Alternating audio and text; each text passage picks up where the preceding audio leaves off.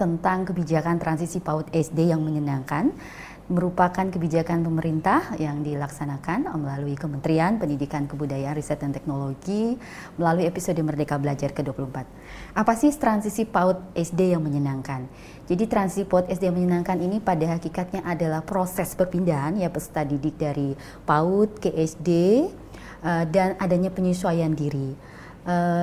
Transisi PAUD SD yang menyenangkan yang dimaksudkan adalah penyelarasan pembelajaran dari PAUD ke SD yang bertujuan agar anak PAUD tidak terlalu melakukan banyak penyesuaian diri saat berpindah menjadi peserta didik SD.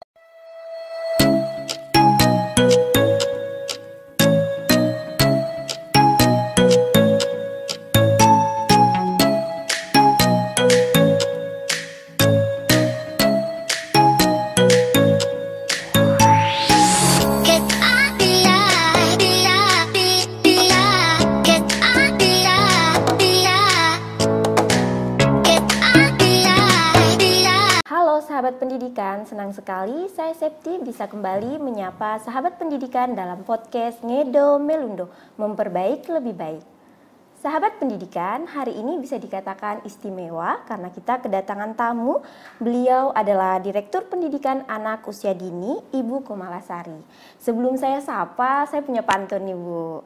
Jalan-jalan ke Nunukan, jangan lupa membeli roti kenari. Selamat datang kami ucapkan kepada Ibu Komalasari. Baik, Ibu saya sapa terlebih dahulu. Apa kabar Ibu? Alhamdulillah baik. Baik, terima kasih banyak telah hadir dalam podcast Ngedo Melundo pada episode kali ini Ibu.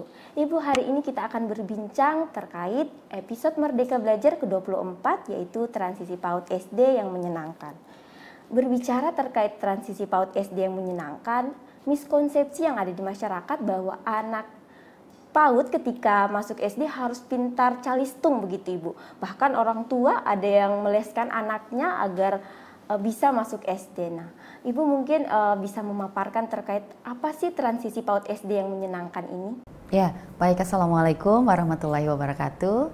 Alhamdulillah pada pagi hari ini bisa hadir dalam acara podcast Ngedo Melundo yang dilaksanakan oleh BPMP Kalimantan Utara. Baik Bapak Ibu semuanya, pertama-tama saya ingin mengucapkan salam, selamat bertemu kepada seluruh pemirsa podcast. Dan pada hari ini kita berbicara tentang kebijakan transisi PAUD SD yang menyenangkan, merupakan kebijakan pemerintah yang dilaksanakan melalui Kementerian Pendidikan Kebudayaan Riset dan Teknologi melalui episode Merdeka Belajar ke-24.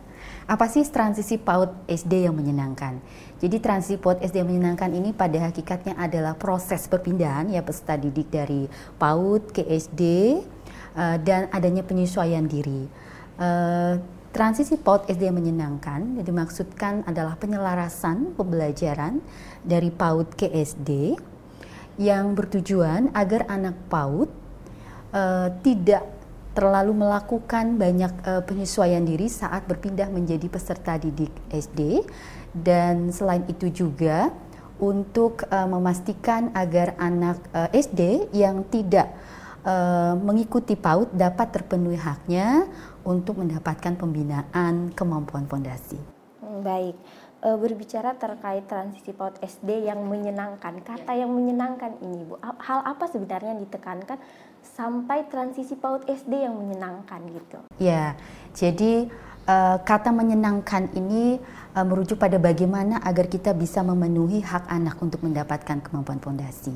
Artinya bahwa pembelajaran di PAUD itu selaras atau serupa dengan di SD kelas awal, sehingga ketika anak berpindah dari PAUD menjadi peserta didik SD, dia tidak terkaget-kaget, dia tidak takut, tapi dia tetap merasa nyaman, merasa bahagia. Kenapa? Karena pembelajarannya tetap selaras dan serupa. Kemudian yang kedua, masih banyak anak di Indonesia yang belum bisa masuk di PAUD langsung ke SD begitu ya. Nah, sehingga dengan adanya kebijakan ini kita ingin memastikan bahwa walaupun anak itu tidak masuk di PAUD, tetapi ketika dia masuk SD dia tetap dapat terpenuhi haknya untuk mendapatkan kemampuan fondasi setara dengan anak-anak yang masuk PAUD. Baik Ibu, tadi ada disebut sedikit kemampuan fondasi, itu ada 6 ya Bu, kemampuan fondasi yang memang harus dibangun begitu. Lalu bagaimana sebenarnya membangun secara bertahap dari PAUD hingga SD begitu kemampuan fondasi ini? Oke, para pemirsa podcast, bahwasannya kemampuan fondasi yang harus kita bangun sejak PAUD dan SD kelas awal itu ada 6 ya. Yang pertama mungkin saya akan sebutkan dulu nih. Yang pertama adalah mengenal nilai agama dan budi pekerti. Kemudian keterampilan sosial dan bahasa. Yang ketiga adalah kematangan kognitif. Kemudian kematangan emosional. Kemudian yang keempat adalah keterampilan motorik dan perawatan diri. Dan yang terakhir adalah bagaimana memaknai belajar secara positif. Nah, pertanyaannya adalah bagaimana kemampuan fondasi ini bisa kita bangun mulai dari anak masuk PAUD sampai dengan SD kelas awal. Jadi pembangunan ini kita menggunakan struktur kurikulum yang ada di PAUD dan SD kelas awal. Melalui kurikulum Merdeka kita telah menyusun struktur kurikulum dalam bentuk struktur kompetensi dan mata pelajaran yang menjadi acuan atau panduan guru PAUD dan guru SD agar dapat membina kemampuan fondasi ini. Nah, kepada Bapak Ibu guru di PAUD dan SD kami undang untuk bisa nanti membuka website Transisi PAUD SD dan bisa melihat modul-modul yang kami siapkan, bagaimana step-step untuk bisa membangun kemampuan fondasi itu. Intinya adalah bahwa kemampuan fondasi ini dibangun melalui proses pembelajaran di PAUD dan SD secara berkesinambungan dan proses pembiasaan yang dilakukan oleh guru PAUD dan guru SD yang harus diteruskan juga secara berkelanjutan di rumah. Baik, sudah ada modul yang disiapkan begitu ya. Baik, sahabat pendidikan, nanti untuk Bapak Ibu guru di rumah barangkali bisa akses di website Transisi PAUD ya Bu? Ya. Baik, selanjutnya pertanyaannya sebenarnya kapan kemampuan fondasi ini bisa dimulai Ibu, dari umur berapa? Ya, jadi kemampuan fondasi itu dibangun ketika anak mulai masuk PAUD. Baik, sejak masuk PAUD begitu Ibu ya. Berbicara terkait kemampuan anak-anak ini Bu, kemampuan anak-anak kan berbeda ya Bu ya. Sedangkan untuk membangun kemampuan fondasi ini bagaimana dengan anak-anak yang memiliki kemampuan berbeda-beda? Tadi ada 6 begitu Ibu ya. Nah, bagaimana membangun kemampuan fondasi ini dengan anak yang memang kemampuannya berbeda-beda nih? Ya, kita mengetahui bahwa laju perkembangan anak itu berbeda-beda. Kemudian yang kedua adalah kesempatan anak untuk belajar juga berbeda-beda begitu ya, karena mungkin kondisi lingkungan, kemudian kondisi orang tua, kemudian kesehatan dan sebagainya. Pertanyaannya adalah bagaimana kita bisa membangun kemampuan fondasi ini untuk kondisi anak yang berdiferensiasi. Yang pertama adalah guru PAUD dan guru SD bisa melakukan asesmen awal. Jadi ini adalah tahapan pertama yang harus dilakukan untuk bisa melihat gambaran atau potret kemampuan awalnya. Dengan berdasarkan pada asesmen awal itu, maka guru bisa merencanakan atau memodifikasi rencana pembelajarannya. Tujuan pembelajarannya seperti apa, langkah-langkah yang dilakukan seperti apa. Kemudian yang kedua, guru PAUD dan guru SD juga melaksanakan pembelajaran yang berdiferensiasi. Jadi pembelajaran berdiferensiasi ini ada 3, yaitu bisa diferensiasi konten, diferensiasi produk, atau juga diferensiasi proses. Nah, sebagai contoh misalnya ketika kita menggunakan diferensiasi konten, topik pembelajaran kita adalah tentang bagaimana mengenali makhluk hidup dan perawatannya. Maka kita bisa mendiferensiasikan, mungkin kita bisa meminta anak mengamati tentang ikan. Tetapi ada juga anak yang tidak concern ke ikan atau tidak tertarik ke ikan, maka guru bisa mendiferensiasi, kamu boleh mengamati tentang hewan kucing atau ayam atau di mana dia tertarik. Nah, bagaimana kita bisa mengakomodasi diferensiasi anak-anak itu adalah salah satu contoh yang bisa kita lakukan. Kemudian contoh lain adalah diferensiasi produk ya. Misalnya anak-anak kan sering juga membuat karya atau apa. Nah, kadang karya itu kan biasanya sama nih semua, bikin tulisan, bikin apa. Nah, ketika kita melaksanakan pembelajaran berdiferensiasi yang mengakomodasi berbagai macam kebutuhan siswa, maka kita bisa meminta mereka untuk fokus pada tujuan pembelajaran, tetapi produk yang dihasilkan sesuai dengan minat mereka. Barangkali ada yang ingin menyampaikannya lewat menyanyi, ada yang ingin menyampaikannya lewat menggambar, tidak apa-apa, tetapi satu fokus pada tujuan pembelajaran, seperti itu. Baik. Berarti ini tergantung kemampuan anak itu begitu Ibu Jadi ya? bagaimana melakukan diferensiasi pembelajaran sesuai dengan kebutuhan dan kemampuan mereka. Baik Ibu.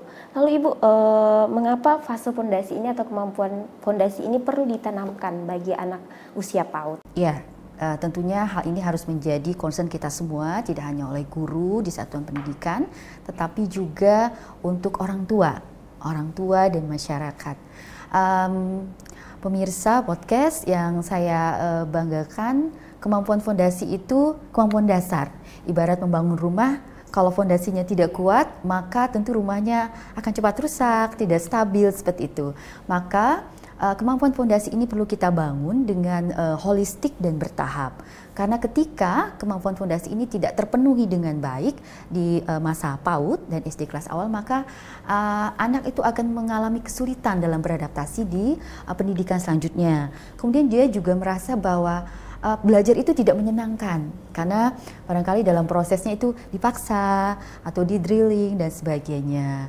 Artinya dalam hal ini ketika kita menyiapkan kemampuan fondasi, kita sedang membangun kesiapan anak untuk siap belajar menjadi pembelajar sepanjang hari. Ya, baik Ibu. Luar biasa sekali sebenarnya dampaknya dengan adanya kemampuan fondasi ini ya Bu. Lalu Ibu, dampak bagi anak-anak yang memang dipaksakan oleh orang tuanya begitu, miskonsepsi yang ada di masyarakat bahwa anaknya harus bisa calistung sebelum masuk SD. Nah itu dampaknya seperti apa Bu? Oke, baik, tentu kita melihat ya di fakta di masyarakat bahwa ada beberapa miskonsepsi yang terjadi. Mungkin saya boleh sebutkan kembali miskonsepsi itu. Yang pertama adalah kemampuan yang dibangun di PAUD itu sangat fokus pada calistung, gitu ya, membaca, menulis dan berhitung. Padahal sebenarnya kemampuan tadi fondasi kan sangat banyak ya. Ketika kita ketika anak bisa mengucapkan kata maaf, ketika anak bisa mengucapkan kata tolong, itu sebenarnya adalah bagaimana dia sudah mampu membangun kematangan emosionalnya, bagaimana dia juga bisa berinteraksi, keterampilan sosial dan bahasanya. Kemudian yang kedua, satu-satunya kemampuan yang dipandang sangat prestisius di masyarakat itu adalah ketika anak bisa baca tulis hitung. Itu yang kedua. Jadi orang tua berlomba-lomba untuk meleskan anaknya. Guru PAUD juga terpaksa nih karena tuntutan orang tua harus meleskan, mendrilling anaknya dipaksa. Padahal tentunya ada step-step yang harus dibangun dalam membangun calistung. Dan calistung ini adalah bagian dari literasi numerasi. Jadi di fase kematangan kognitif ya, termasuk di skill trade.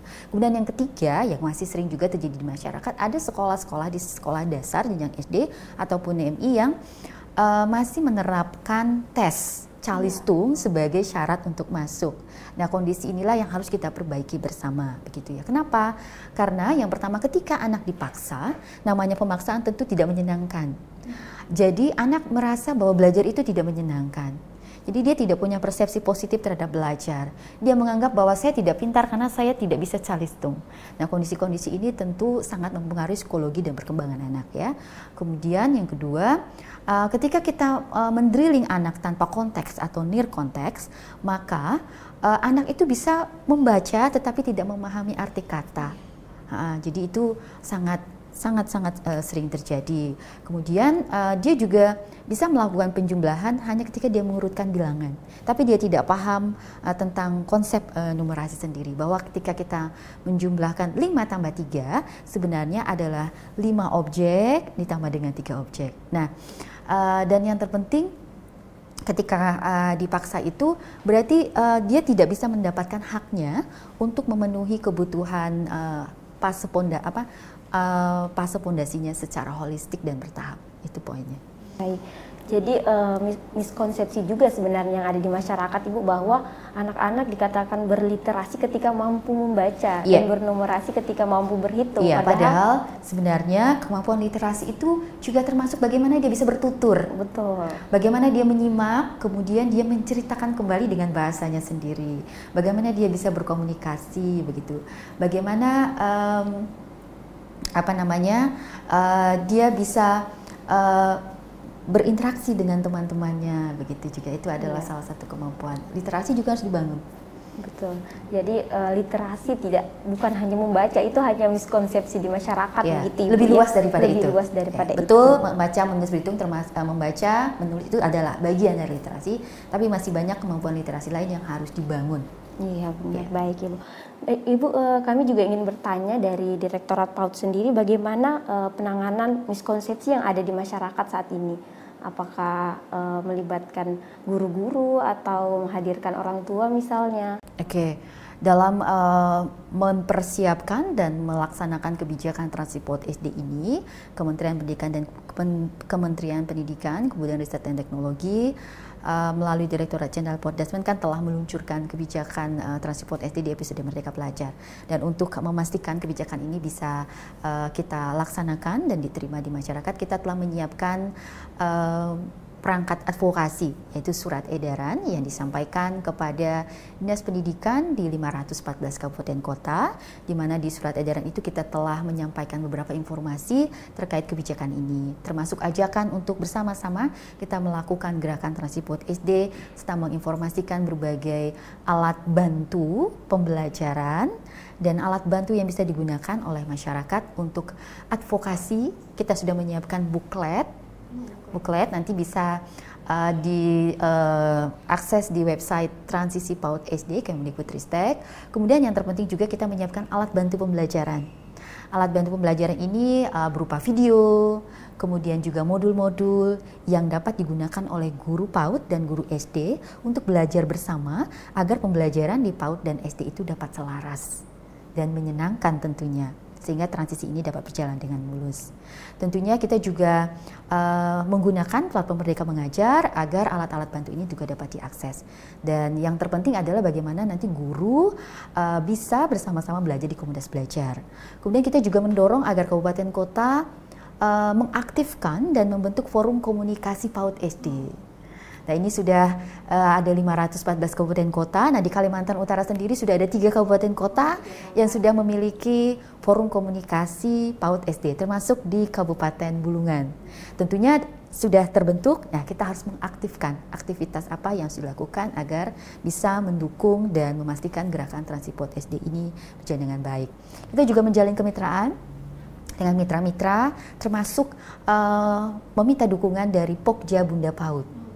Pokja Bunda PAUD ini adalah mitra strategis, sehingga advokasi tidak hanya dilakukan oleh Dinas Pendidikan, tidak hanya dilakukan oleh satuan-satuan pendidikan, tapi bergerak bersama.